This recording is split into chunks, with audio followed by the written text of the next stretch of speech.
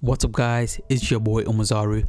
Since the anime of Jujutsu Kaisen has come out, it has been one of the most popular new animes, and a lot of the characters are well liked by anime fans, especially Satoru Gojo, as people say he's one of the most badass characters and that he's just built different.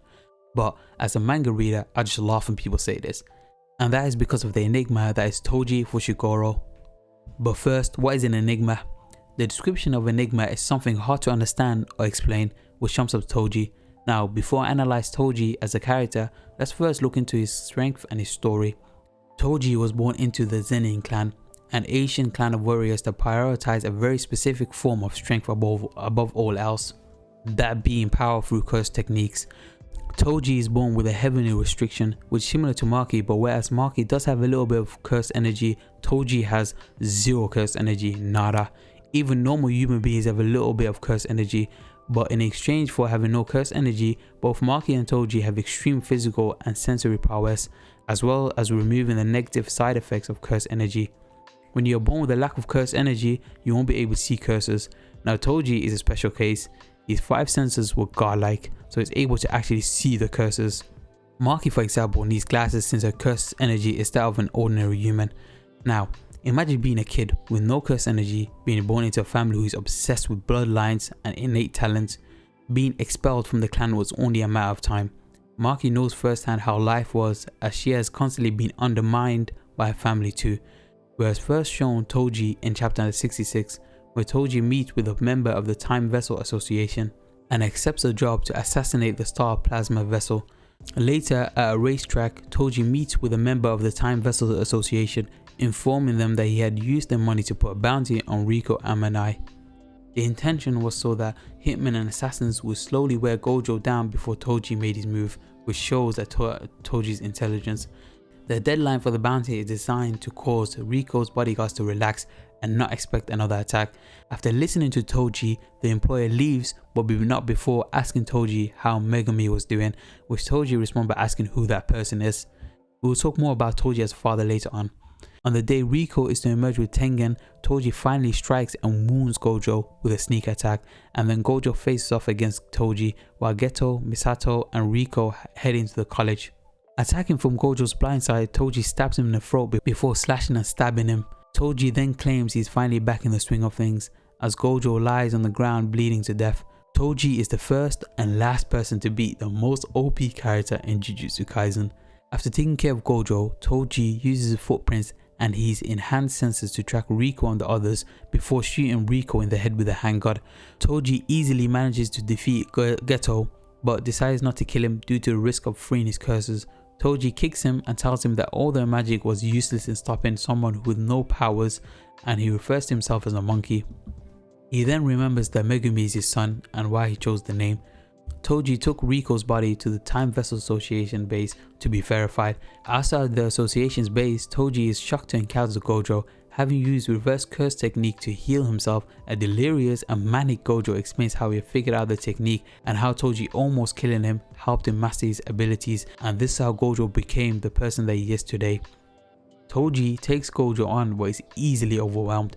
While quickly analyzing Gojo's abilities to formulate a counterplan, Toji is utterly blindsided by a technique combining Gojo's different abilities into a completely new and unpredictable attack, Hollow Purple. The attack fatally wounds Toji before he can fight back. As he dies, Gojo asks Toji if he has any last words. After some thought, Toji tells his killer that Megumi will be sold to the Zenin family and to do whatever he wants with that information. Toji is probably one of the most complex characters in Jujutsu Kaisen. While he presents himself as an asshole, there are undoubtedly layers to his behavior. Honestly, if he was to be a Jujutsu sorcerer, he would be a great one. Might even be on par with Gojo. Sadly, he was not. Now imagine being a kid with no curse energy, born into a family who's obsessed with bloodlines and innate talent. Having a bad childhood is probably an understatement. I mean, Maki is fed up with her situation at home. Even more, Toji is male, who is possibly expected to be an heir to one of the great family, but then born without any cursed energy. A huge disappointment to the family who prized talents over anything else. He then grew up and finally decided to leave the clan, but it couldn't be that easy for him, for a family as powerful as the Zenin family must have had their hands everywhere and thus spawned his hatred for sorcerers. That's probably why he started killing sorcerers. He was cunning and knowledgeable about innate talents inherited in sorcerer families and soon became infamous as a sorcerer killer. His ability and strength to defeat and kill sorcerers, especially ones with innate talents, made him prideful. There could also be motives to prove that he's better than the sorcerers that shunned him. Then Megumi was born. I think Megumi being born really changed Toji. He threw away his pride for his baby that he probably had yet to meet at that point to take care and keep Megumi alive.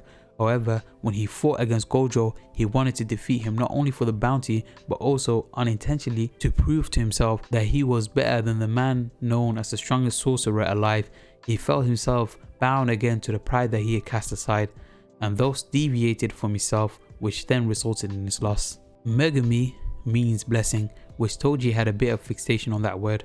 For someone who was born into one of the great families and yet not only talentless, he had no curse energy. He must have envied everyone around him who had manifested their techniques. Toji called himself a monkey because of his lack of curse energy, and he thought Jujutsu techniques were blessings that he never got. Now the reason he chose that name is still unknown. It could be that he felt blessed when Megumi was born, or he prayed that at least his baby was given the blessing he was denied. Luckily for him, Megumi is talented and manifested his curse techniques. Toji comes back in the Shibuya arc as he is being summoned by one of the servers holding one of the curtains in Shibuya. One of them transforms into Toji, which blows my mind because they brought back one of the strongest sorcerers. But Toji kills the sorcerer as he's able to get his consciousness. After killing her, Toji becomes a menace and heads on to the fight with Maki, Megumi and a few grade 1 sorcerers as they fight a strong opponent, and let's just say that Toji went crazy in that fight. And then we come on to the fight with Megumi and Toji, and this has to be one of the most important parts in Toji's character. This not only shows character development but also character growth with his interaction with his son. Megumi using his smart mind and using tactical strategies to fight against his OP dad as he's not as strong as him, and this was able to give Megumi an upper hand for some time. During that moment, this was able to trigger something in Toji's mind and starts to think about his talk with the head of the Zenin family.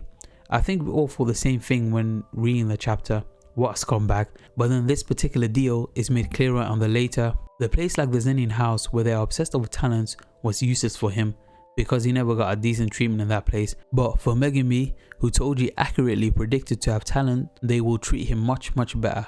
I think this choice was born out of desperation. Megumi's mother had most likely died, leaving Toji alone to take care of Megumi.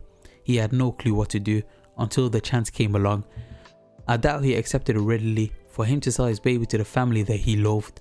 But he had no other choice, so he threw away his pride and tried to make the Zenin family take his kid, which was all to keep Megumi well and alive. He couldn't very well beg the Zenin family to take his baby, so he passed himself off as an asshole that just wanted to get money out of his kid.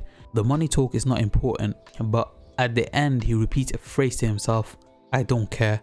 This phrase sums up Toji's character, as this is a lie, and he keeps lying to himself that he does not love his son, which isn't true.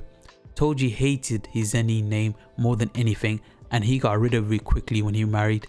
No way would he be happy to have a kid with a Zenin name. Still, he did that for Megumi's sake. Luckily for him, his gamble worked. His kid is not on Zenin and probably will not be. He had successfully separated his bloodline from the Zenin, and I think that made him the happiest. Seeing Megumi well, alive, able to hold his ground against Toji with his own brilliant, well-developed curse technique, and most importantly, a Fushiguro, not a Zenin. As a final note, Toji has been the trigger for a lot of changes in the Jujutsu society that's currently taking place. He might be the biggest reason as to why Geto snapped, and he also pushed Gojo to his limits, which made Gojo the person that he is right now. It should also be mentioned how Gojo has been looked upon as the pinnacle of the Jujutsu world, yet he has been unable, as of yet, to change the Jujutsu society controlled by the higher ups, and also change people's destinies, yet a monkey like Toji has broken the chain of destiny by himself. Also, I can't wait to see Toji animated. And if he isn't in your top 5 characters in Jujutsu Kaisen, then you are a hater. Now, tell me what you guys think. What do you think as Toji as a character, and where you rank him as a character in Jujutsu Kaisen? Like, comment and subscribe, and also follow me on Twitter at Omizaru_red. See you guys on the next one.